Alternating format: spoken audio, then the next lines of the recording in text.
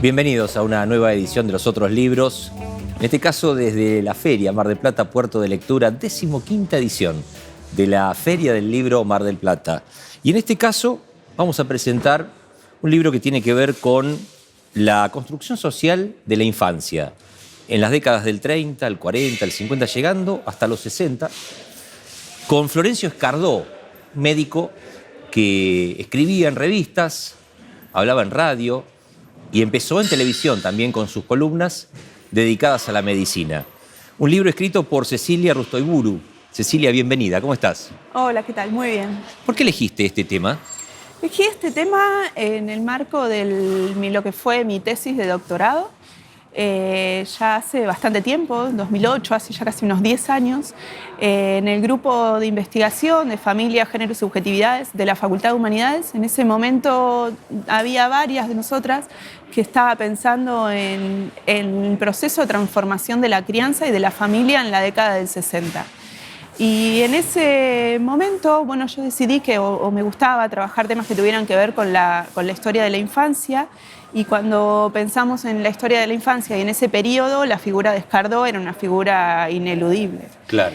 Pero en el mismo proceso de investigación, a partir de discusiones en los congresos y también de empezar a transitar el archivo, es un libro que tiene una investigación histórica, debía ampliar el periodo. ¿Leíste sus columnas? ¿Viste lo que hacía en televisión? Trabajar la figura de Escardó es transitar muchos discursos, claro, y muchos géneros discursivos, ¿no?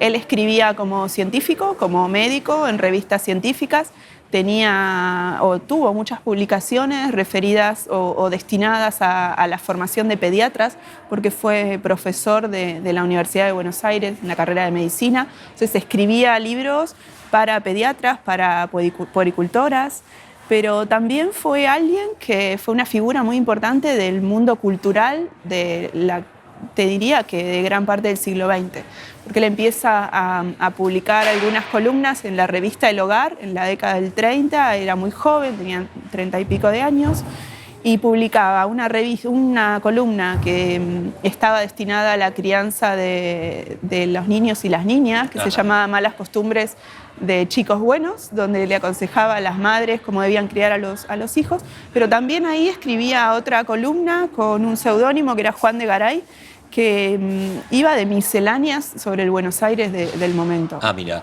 pero Escardó siempre fue... ¿Él daba consejos acerca de cuestiones médicas o de cuestiones sociales, de cómo debía ser la crianza? En realidad, el proceso de medicalización, el título del libro se llama La medicalización de la infancia, implica esa operación, ¿no? De convertir en temas médicos temas que no habían sido pensados como temas necesariamente médicos. ¿Cómo cuáles? Como la educación de los niños, ¿no? Hay hoy o cuestiones de crianza, como la alimentación de los niños y que está hoy naturalizado como un tema de asunto médico, o cómo debe ser la relación entre la madre y el hijo, pero eso fue parte de un proceso de construcción social. Y ahí vemos también un rasgo, ¿no?, cultural de época, porque vos decís, iba destinado a las madres, únicamente. Sí, y justamente Escardó en esa columna de Malas Costumbres de Chicos Buenos argumentabas en algunas de esas notas como por qué un médico debía ocuparse de cuestiones de pedagogía o de educación. Y Escardó, bueno, en realidad pensar el proceso de medicalización de la infancia a partir de la figura de Escardó, de la nueva pediatría, implica romper un poco con esa idea, ¿no?, de pensar de que los temas de la medicina son estrictamente científicos, de la ciencia médica, y que se discuten en revistas científicas, porque en realidad lo que se ve en el enfoque de la pediatría de Escardó, que es de un pediatra que difundió o logró instalar o legitimar en Argentina el enfoque de la pediatría psicosomática, implicaba romper con esas dicotomías entre soma y psiquis y entre lo social y lo médico, ¿no? Él pensó un concepto que es enfermedades de familia para pensar cómo algunas enfermedades tenían un origen no en un virus, en una bacteria o en una alteración somática, sino en cuestiones que tenían que ver con el equilibrio emocional. Entonces, cuando Escardó escribía sobre eso para sus colegas médicos en los libros de medicina, no necesariamente recuperaba conceptos que tuvieran que ver con el estudio clínico de la medicina, sino que utilizaba conceptos de la sociología funcionalista, por ejemplo, de la década del 50, que tenía una idea de cómo debía ser una familia funcional, con roles de padre, madre e hijos, ocupando roles claros, ¿no? El padre de proveedor, la madre como sostén emocional. ¿Y la sexualidad, la orientación sexual estaba presente en sus columnas? Cuando pensamos en la medicalización de la infancia o el proceso de psicologización de la infancia en la Argentina, está claramente vinculada a la figura de Verasturi y la difusión de las ideas de Melanie Klein. En esas perspectivas más desde el psicoanálisis infantil y la corriente que fue hegemónica acá en Argentina, implicaba suponer que los comportamientos de los niños y las niñas estaban influidas por la sexualidad. En Escardó no lo pone tanto en palabras, por lo menos no en los artículos que publicaban las revistas destinadas a las madres y a los padres, o en las revistas esas denominadas a veces como femeninas, ¿no? Para ti, Claudia, o El Hogar, o Bea y Lea. En esas columnas no tanto, pero sí Escardó publicó en fines de la década del 50 un libro que se llama Sexología de la Familia, donde ahí sí, trataba temas que por ahí hasta ese momento no eran temas muy de agenda, que tenían que ver sobre cómo la sexualidad, las relaciones sexuales, los vínculos sexuales al interior de la familia incidían también en la salud de los niños. Marcó entonces toda una escuela, una tradición, porque uno desde que tiene memoria, en mi caso desde los 70, siempre ha habido un médico referente en la televisión. Sí, él fue uno de los primeros, porque cuando se crea la televisión y estaban estos magazines de la tarde como Buenas tardes, mucho gusto, Escardó y Eva Giberti, que era su esposa en ese momento, fueron uno de los primeros expertos en salir en televisión a dar consejos sobre crianza, sobre temas de salud. Pero pensando me parece que para pensar la figura de Escardó es interesante tener en cuenta que él hace una modificación en múltiples dimensiones.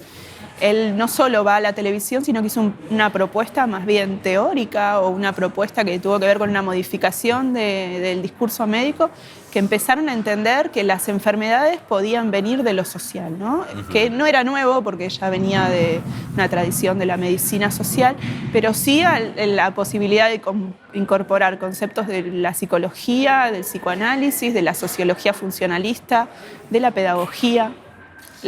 La propuesta de Escardó también tiene la particularidad de haber recuperado de la renovación pedagógica, de la nueva pedagogía o de la escuela nueva, esta idea de la importancia de fomentar la imaginación y la espontaneidad infantil. Entonces, también implicó como una forma de crianza que hoy podríamos leer como más libertaria, o que renegaba de los castigos corporales y de los métodos más autoritarios. Te saco del libro La medicalización de la infancia. Tu tema tiene que ver con infancia y con la construcción social de ese segmento.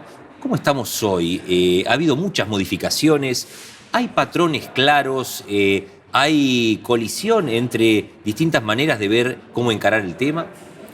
Hay un refrán instalado en la cultura popular que dice cada médico con su librito, y creo que en todos los periodos siempre están en disputa diferentes formas de entender la infancia, diferentes formas de entender e interpretar las enfermedades, y hoy sigue habiendo unas perspectivas de médicos más desde unas lecturas psicosomáticas, o de unas lecturas donde son críticos, por ejemplo, del abuso de la medicación, y otras perspectivas que tienen unas miradas más biologicistas y que están más de acuerdo con medicar. ¿Sí? ¿Y hay acuerdos en cuanto, por ejemplo, a la alimentación? ¿Por qué hoy encontramos muchas familias que quizá tienen hábitos muy distintos a los que podían tenerse décadas atrás, o son vegetarianos, son veganos inclusive? ¿Hay un concepto claro sobre eso? No sigo hoy el tema, pero pienso también por la experiencia de la formación de la carrera de medicina acá en Mar del Plata, ¿no? Que hoy hay médicos, hoy y ya hace bastante, ¿no? Unas cuantas décadas, que se están formando en una perspectiva que cuestiona esa medicina hegemónica, que de alguna manera cuestionaba esas costumbres populares, ¿no? Por ejemplo, en la formación de médicos de aquí, de la Escuela de Medicina de nuestra universidad, que tienen materias como interculturalidad, ¿no? Donde están problematizando esa mirada más hegemónica o esa lectura que solía tener la medicina más tradicional, de entender que lo que tenía que ver con la cultura popular podía ser nocivo o negativo. Cecilia, antes de agradecerte tu participación en los otros libros, me quedé pensando, vos decías, Escardó con sus columnas, con su participación en la televisión, tenía la atención de las madres que lo miraban y decían, esto es lo que hay que hacer. ¿Qué pasaba con sus pares? ¿También era respetado, era considerado como una autoridad en el tema? Bueno, ahí hay algo interesante en la figura de Escardó, que él se vinculó con los médicos o con los pediatras muy reconocidos desde el principio de su carrera, con Mamerto Acuña, con Elizalde, con Garrahan. Y luego, bueno, hubo un proceso durante el peronismo que fueron despedidos muchos médicos del Hospital de Niños y él en ese contexto o en ese momento trabajaba con Aquiles Gareizo, era el discípulo de un neuropediatra muy famoso que fue despedido por el peronismo y él entonces renuncia. Y sale del Hospital de Niños y de la universidad desde el punto de vista institucional, pero en ese contexto asume lugares muy importantes dentro del campo médico-científico. Fue director de la revista de la Sociedad Argentina de Pediatría. Y después del peronismo regresa y yo tengo ahí un capítulo en el libro que planteo como la construcción de un outsider, ¿no? Él se presentó siempre como un médico crítico de la mirada de la medicina hegemónico, crítico de los mandatos de la OPS, crítico de la imposición de algunas ideas de la industria farmacéutica. Y también, crítico por ahí de algunas cuestiones de las instituciones científicas o de la asociación médica. Pero al mismo tiempo que él se convertía en un outsider dentro del campo de la medicina, porque deja de publicar en las revistas científicas y su mirada de la pediatría psicosomática empieza a perder cierto predominio, él se convierte en un gran divulgador y en un personaje público, en un referente de la cultura y de la modificación de las pautas de crianza. Entonces se ve ahí como un paralelismo de que por un lado pierde influencia en el campo médico, pero al mismo tiempo adquiere cierta popularidad. Parece como que la popularidad va justamente en sentido inverso de la impopularidad que va adquiriendo en el campo médico. Cecilia, muchísimas gracias. No, gracias a vos. Los otros libros, nueva edición, desde aquí, la Feria del Libro Mar del Plata, Puerto de Lectura.